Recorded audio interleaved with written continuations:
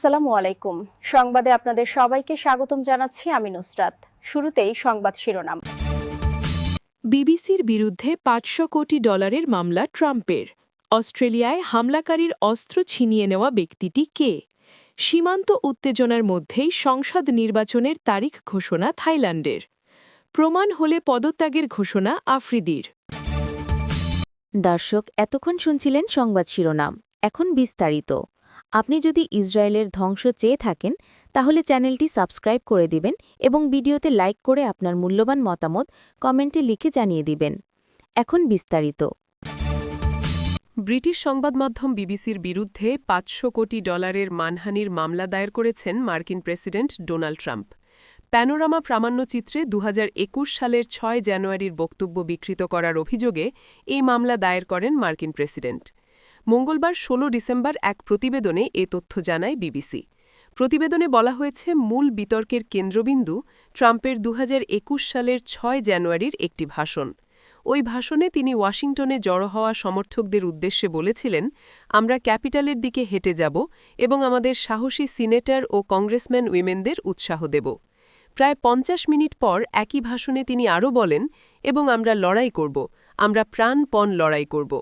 তবে বিবিসির প্যানোরামা অনুষ্ঠানে এই দুটি আলাদা বক্তব্য একত্রে জুড়ে প্রচার করা হয়। সেখানে দেখানো হয় ট্রাম্প বলছেন, আমরা ক্যাপিটালের দিকে হেঁটে যাব এবং আমরা লড়াই করব, আমরা প্রাণপণ লড়াই করব। ফ্লোরিডার একটি আদালতে দায়ের করা নথি অনুযায়ী ট্রাম্প বিবিসির বিরুদ্ধে মানহানি এবং বাণিজ্যিক কার্যক্রম সংক্রান্ত আইন লঙ্ঘনের অভিযোগ এনেছেন। ট্রাম্পের আইনজীবীরা অভিযোগ করেছেন, বিবিসি ইচ্ছাকৃত এবং প্রতারণামূলক উপায়ে মার্কিন প্রেসিডেন্টের ভাষণ কাটাছেঁড়া করে মানহানি করেছে। মার্কিন প্রেসিডেন্ট অভিযোগ করেছেন, বিবিসি তার 6 জানুয়ারি 2021-এর ভাষণ উদ্দেশ্যমূলকভাবে পরিবর্তন করে জনগণের কাছে ভুলভাবে উপস্থাপন করা হয়েছে। তিনি বলেন, তারা অর্থাৎ বিবিসি আমার কথাগুলো চুরি করেছে এবং পরিবর্তন করেছে।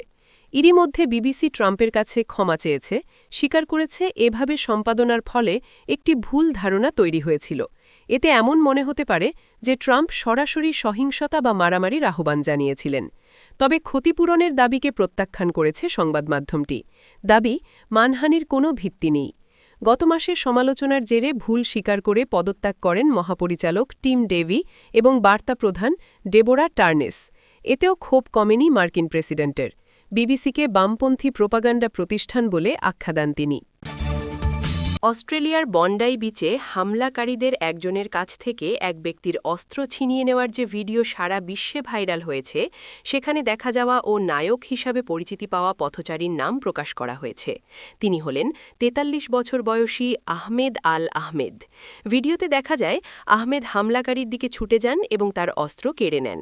এরপর তিনি অস্ত্রটি হামলাকারীর দিকে তাক করে তাকে পিছু হটতে বাধ্য করেন।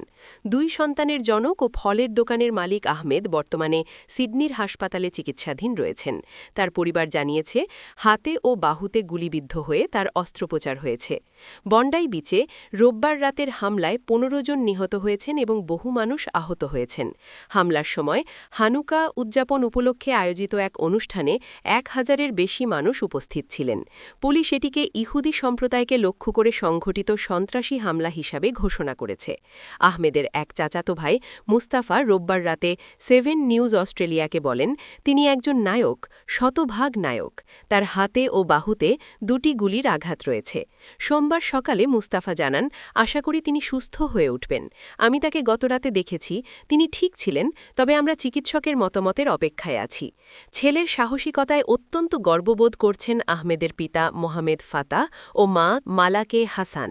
তার বাবা-মা অস্ট্রেলিয়ান ব্রডকাস্টিং কর্পোরেশনকে জানিয়েছেন, তাকে 4 থেকে 5 বার গুলি করা হয়েছে। তার মা বলেন, আমরা প্রার্থনা করছি আল্লাহ তাকে রক্ষা করুন। তার বাবা যোগ করেন, যখন আমার ছেলে দেখতে পেয়েছে যে মানুষজনের ওপর হামলা হচ্ছে, তখন সে এগিয়ে যেতে দ্বিধা করেনি। তিনি কোনো জাতিগত পার্থক্য করেন না। বিশেষ করে এখানে অস্ট্রেলিয়ায় একজন নাগরিকের সঙ্গে আরেকজনের কোনো পার্থক্য নেই। তারা জানান, 2006 সালে তাদের ছেলে অস্ট্রেলিয়ায় আসার পর থেকে তারা আলাদা ছিলেন। মাত্র কয়েক মাস আগে তারা সিরিয়া থেকে সিডনিতে এসেছেন। আহমেদ বড় হয়েছেন সিরিয়ার ইদলিবে। বিবিসি অ্যারাবিক আরাবিক সার্ভিসকে দেওয়া একটি সাক্ষাৎকারে তারা চাচা মুহাম্মেদ আহমেদ বলেছেন, সে আমাদের সবাইকে, আমাদের গ্রামকে সারা বিশ্বের কাছে গর্বিত করে তুলেছে। পুলিশ জানিয়েছে, হামলায় জড়িত 2 হামলাকারী ছিলেন বাবা ও ছেলে, বয়স যথাক্রমে 50 ও 24 বছর। তারা নিশ্চিত করেছে 50 বছর বয়সী ব্যক্তি ঘটনাস্থলেই মারা গেছেন, আর 24 বছর বয়সী হামলাকারী গুরুতর অবস্থায় হাসপাতালে চিকিৎসাধীন রয়েছে। আহমেদের সাহসী পদক্ষেপের ভিডিও সামাজিক মাধ্যমে ব্যাপকভাবে ছড়িয়ে পড়েছে। ভিডিওতে দেখা গেছে এক হামলাকারী একটি ছোট পদচারী সেতুর কাছে খেজুর গাছের আড়ালে দাঁড়িয়ে গুলি চালাচ্ছে। মিস্টার আহমেদ তখন একটি পার্ক করা গাড়ির আড়ালে লুকিয়েছিলেন। তিনি হঠাৎ বেরিয়ে এসে হামলাকারীকে ধরে ফেলেন। তিনি হামলাকারীর কাছ থেকে অস্ত্র ছিনিয়ে নেন, তাকে মাটিতে ফেলে দেন এবং অস্ত্র তার দিকে তাক করেন। হামলাকারী তখন সেতুর দিকে পিছু হটতে শুরু করে।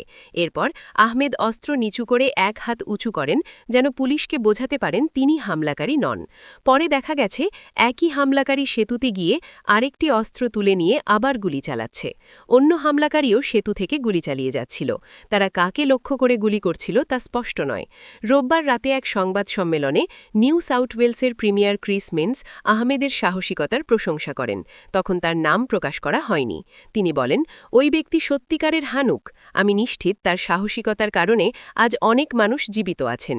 অস্ট্রেলিয়ার প্রধানমন্ত্রী অ্যান্থনি আলবানিজ বলেন, আজ আমরা দেখেছি অস্ট্রেলিয়ানরা অন্যদের সাহায্য করতে বিপদের দিকে ছুটে গেছেন। এরা হানুক এবং তাদের সাহসিকতা জীবন বাঁচিয়েছে। হোয়াইট হাউসে বড়দিনের এক সম্বর্ধনায় যুক্তরাষ্ট্রের প্রেসিডেন্ট ডোনাল্ড ট্রাম্পও আহমেদের প্রশংসা করে বলেন, তিনি তার প্রতি গভীর শ্রদ্ধা পোষণ করেন। তিনি বলেন, তিনি অত্যন্ত সাহসী একজন মানুষ, যিনি সরাসরি এক হামলাকারীর দিকে ঝাঁপিয়ে পড়েছেন এবং বহু মানুষের জীবন বাঁচিয়েছেন। থাইল্যান্ডের পরবর্তী জাতীয় নির্বাচন আগামী 8 ফেব্রুয়ারি অনুষ্ঠিত হবে বলে সোমবার 15 ডিসেম্বর ঘোষণা দিয়েছে দেশটির নির্বাচন কমিশন। থাই প্রধানমন্ত্রী আনুতিন চার্নোবিরাকুল গত সপ্তাহে সংসদ ভেঙে দেয় নির্ধারিত সময়ের আগেই এই নির্বাচন অনুষ্ঠিত হতে যাচ্ছে। সংবাদ সংস্থা রয়টার্স জানিয়েছে, সংসদের সবচেয়ে বড় দল বিরোধী পিপলস পার্টির সঙ্গে বিরোধের জেরে আনুতিন এই সিদ্ধান্ত নেন। রাজনৈতিক সংকটের মধ্যেই থাইল্যান্ড প্রতিবেশী দেশ কম্বোডিয়ার সঙ্গে সীমান্ত সংঘাতেও জড়িয়েছে, যা পরিস্থিতি আরও জটিল করে তুলেছে। প্রতিবেদন অনুসারে থাইল্যান্ডের নাগরিকরা এই নির্বাচনে 500 জন সংসদ সদস্য নির্বাচন করবেন। এর মধ্যে 400 জন নির্বাচিত হবেন সরাসরি ভোটে এবং 100টি আসন বরাদ্দ থাকবে দলীয় তালিকার ভিত্তিতে। প্রতিটি দল সর্বোচ্চ 3 জন প্রধানমন্ত্রী প্রার্থী মনোনয়ন দিতে পারবে বলে জানা গেছে। দেশটির নির্বাচন কমিশন জানিয়েছে, 9 এপ্রিলের মধ্যে ভোটের আনুষ্ঠানিক ফল ঘোষণা করা হবে। এরপর 15 দিনের মধ্যে নতুন সংসদকে স্পিকার নির্বাচন এবং তারপর প্রধানমন্ত্রী নির্বাচন করতে হবে। আনুতিন 2023 সালের অগাস্টের পর থেকে থাইল্যান্ডের তৃতীয় প্রধানমন্ত্রী। সংবিধান সংস্কারের প্রক্রিয়া শুরু করবেন এবং জানুয়ারির শেষ দিকে সংসদ ভেঙে দেবেন, এমন শর্তে গত সেপ্টেম্বর মাসে পিপলস পার্টির সমর্থনে প্রধানমন্ত্রী হন আনুতিন। 69 বছর বয়সী আনুতিন একজন অভিজ্ঞ রাজনীতিক।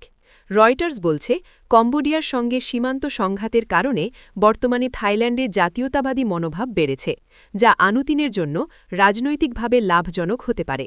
তবে বিভিন্ন জনমত জরিপ বলছে, পিপলস পার্টি থাইল্যান্ডের সবচেয়ে জনপ্রিয় এবং সম্ভবত এটিই দেশটির একটি শক্তিশালী ফোর্স হতে পারে। দলটির আগের নাম ছিল মুভ ফরওয়ার্ড পার্টি, যারা 2023 সালের সবশেষ নির্বাচনে জয়ী হয়েছিল। পাকিস্তানের খাইবার পাখতুনখোয়া কেপি প্রদেশের মুখ্যমন্ত্রী সোহেল আফ্রিদি ঘোষণা করেছেন, কেউ যদি তার বিরুদ্ধে দুর্নীতির প্রমাণ দিতে পারে তবে তিনি পদত্যাগ করবেন। এক প্রতিবেদনে এ তথ্য জানিয়েছে সামা টিভি। কোহাটে এক জনসভায় বক্তব্য দিতে গিয়ে মুখ্যমন্ত্রী বলেন, প্রদেশে কোনো নিয়োগ সুপারিশের ভিত্তিতে করা হয়নি। এছাড়া যারা দুর্নীতির সঙ্গে জড়িত তাদের চাকরি থেকে অপসারণ করা হবে বলেও তিনি জানান। তিনি আরও বলেন, খাইবার পাখতুনখোয়া পুলিশের ভেতরে সংস্কার কার্যক্রম চালু আছে। সোহেল আফ্রিদি আরও বলেন, ভবিষ্যতে সব নতুন নিয়োগ educational testing and evaluation agency ইটিয়া পরিচালিত পরীক্ষার মাধ্যমেই সম্পন্ন করা হবে। আপনি যদি আমাদের চ্যানেলে নতুন হয়ে থাকেন তাহলে চ্যানেলটি সাবস্ক্রাইব করে দিন।